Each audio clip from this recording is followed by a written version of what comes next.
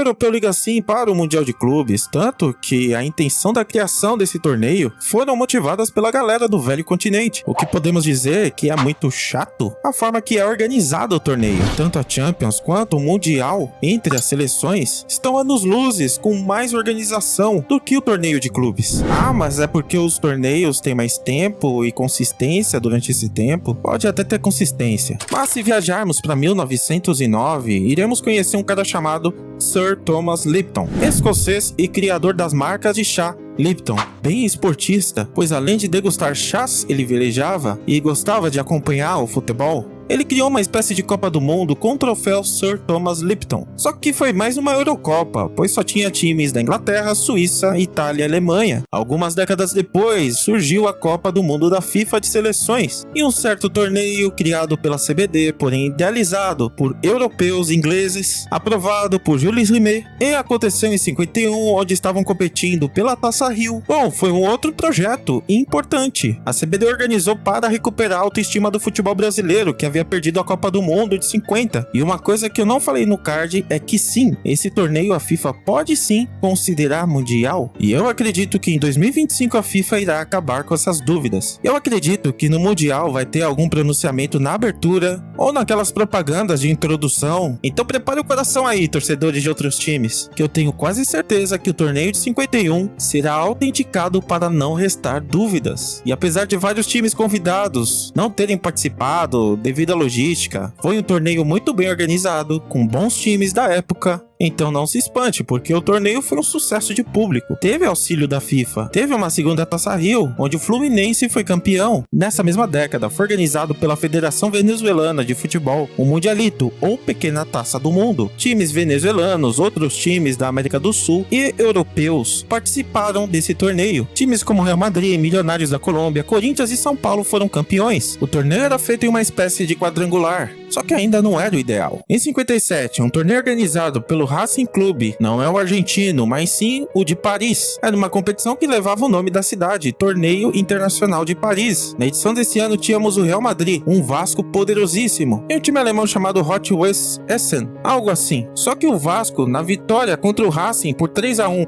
e contra o Real Madrid por 4-3, assustaram os europeus, que viram nós brasileiros sermos campeões do mundo em 58. Ou seja, em 57 o Vasco deu um aperitivo. Com a ascensão da Copa dos Campeões Europeus e a criação da Copa Libertadores da América, os grandes caciques, chefes do futebol da época, pensaram em criar um torneio intercontinental entre os times europeus e os times da América Latina, considerados os melhores do mundo. Times da África, da Ásia nem eram cogitados. E então a Copa Intercontinental foi criada. E durante o sorteio da Copa dos Campeões Europeus da temporada de 58-59, João Avelange estava presente. Era o então presidente da CBD. E ele, conversando com outros líderes ali de outras confederações de futebol e presidentes de clubes, disse que junto com os outros dirigentes da América do Sul estava organizando um torneio por aqui aos moldes da Copa dos Campeões Europeus. Tinha um senhor no meio desses caciques, que talvez vocês conheçam pelo nome, Santiago Bernabéu, que disse: será uma grande honra para nós ganhar pela quarta vez a Copa da Europa.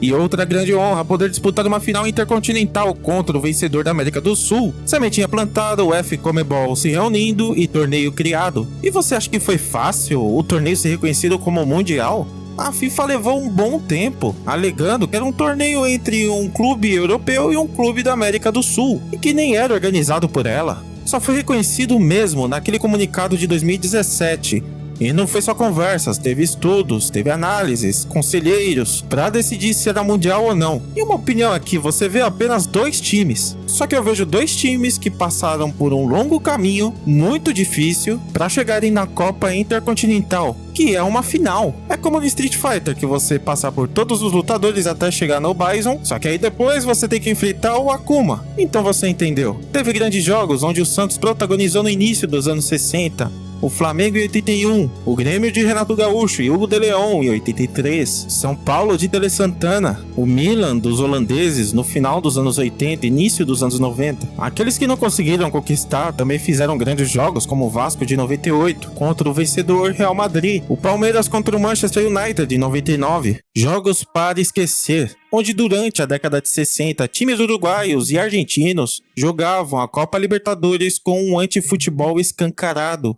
times como o Estudiantes, o Racing e o Independiente praticavam muito o antijogo, causando um grande desinteresse europeu nos anos 70, tanto que teve 2 temporadas que não aconteceu a Copa Intercontinental. Só que aí tudo certo nos anos 80, tudo certo nos 90, até a FIFA voltar a se interessar em um torneio mundial de clubes. E aconteceu no Brasil com o Vasco campeão da Libertadores de 98, deveria ser o Palmeiras, só que não rolou e aí aconteceu que o Vasco aceitou. Corinthians representando o país sede, campeão brasileiro em 98 e 99, mas foi porque ele era o campeão de 99, Manchester United, campeão europeu, Necaxa do México, representando a América do Norte, Raja Casablanca, representando o continente africano, South Melbourne, da Austrália, representando a Oceania. E esses times se organizaram em 2 grupos. Teve um jogo incrível do Real Madrid contra o Corinthians, empate em 2-2, no Morumbi. Só que se você gosta de um time brasileiro se dar bem contra o europeu, no dia 7 de janeiro de 2000 aconteceu um prato cheio. E com 2 gols de Romário e um gol de Edmundo, o Vasco venceu o Manchester United por 3-1, com público de 73 mil pessoas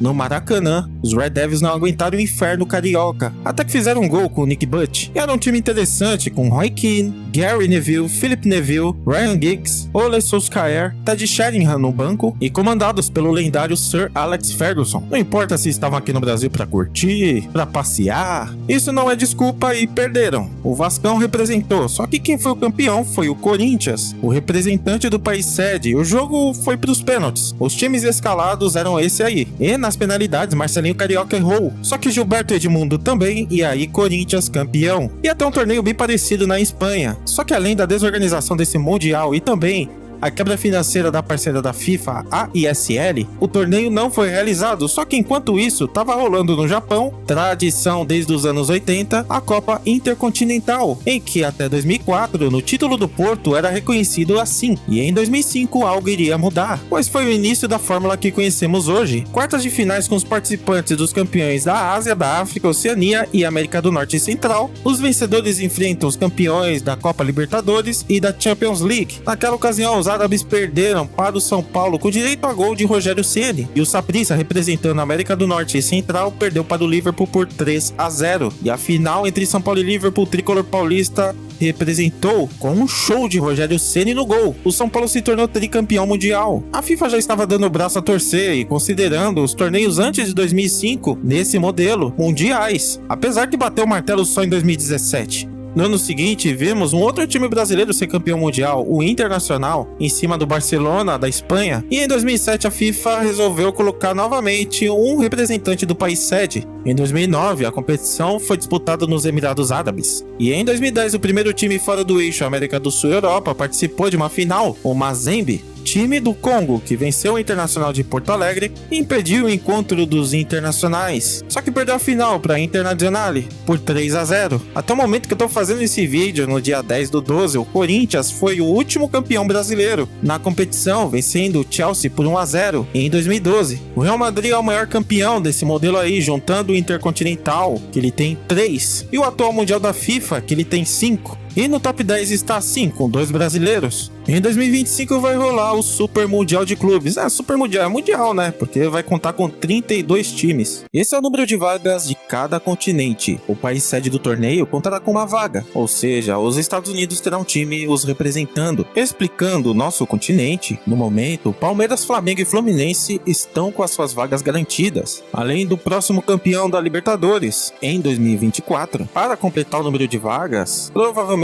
eles usarão o ranking da Conmebol. O torneio vai acontecer a cada 4 anos, igual a Copa do Mundo entre seleções. No ano de 2030, provavelmente a Copa do Mundo acontecerá em 4 países: no Uruguai, na Argentina, no Paraguai e no Chile. Ou seja, a Copa do Mundo entre clubes acontecerá em 2029. Agora eu vou querer ver qual vai ser o time do país sede desse torneio aí. Neste momento, estamos vivenciando a última chance de um clube brasileiro conquistar o Mundial, pois o Fluminense, o atual campeão da Libertadores, é o nosso representante. O Fernando Diniz tem um bom time, só que pode ser que ele enfrentará o time de Benzema e Kanté e nem vou editar se for o Al-Ahly. E se caso passe, muito provavelmente irá enfrentar o Manchester City de Guardiola. Eu tô na torcida para o Flusão, mas eu sei que tá complicado para o tricolor carioca. Após isso, será muito difícil vencer uma Copa do Mundo de clubes. A CBF tá em crise, é escândalo o tempo todo dos presidentes. Foi pouco divulgada a saída do presidente Edinaldo Rodrigues como chefe da Confederação Brasileira. E enquanto continuar essa bagunça na política, é impossível ganharmos uma Copa do Mundo de clubes. O futebol brasileiro é comandado por empresários que ditam o que deve ser ou não deve ser feito. Os nossos dirigentes de todos os clubes abaixam a cabeça demais para esses caras. Onde está a nossa Liga Brasileira de Futebol? Junto a ela, onde está um calendário novo que possa dar uma qualidade maior de trabalho para os profissionais que estão nas quatro linhas, como para os próprios dirigentes? Tá sendo uma luta absurda para tirar o futebol de apenas um canal. Gente, jogador de futebol em balada, isso é o menor dos problemas. Se eu colocar isso em uma escalada, considero até o problema do mercadão da bola do meio do ano um problema muito mais sério do que amantes. Já falei isso em um outro vídeo, mas eu complemento. O problema não são as festas, mas o que realmente me preocupa é a saúde mental dos jogadores. O Mário ia pra festas, mas ele tinha mental pra jogar no Barcelona. O Vinícius Júnior também vai pra festas, tem as suas baladinhas ali, só que a staff dele é muito boa, porque ele soube investir. É alimentação, é físico, é mental. Só que aqui a gente tá falando de escândalos, corrupções, tentativas de monopólio, manipulações de resultados. E essa é a única forma da gente nivelar o jogo contra os europeus, que mesmo tendo os problemas deles lá, eles têm dinheiro. Só que nós não temos nem dinheiro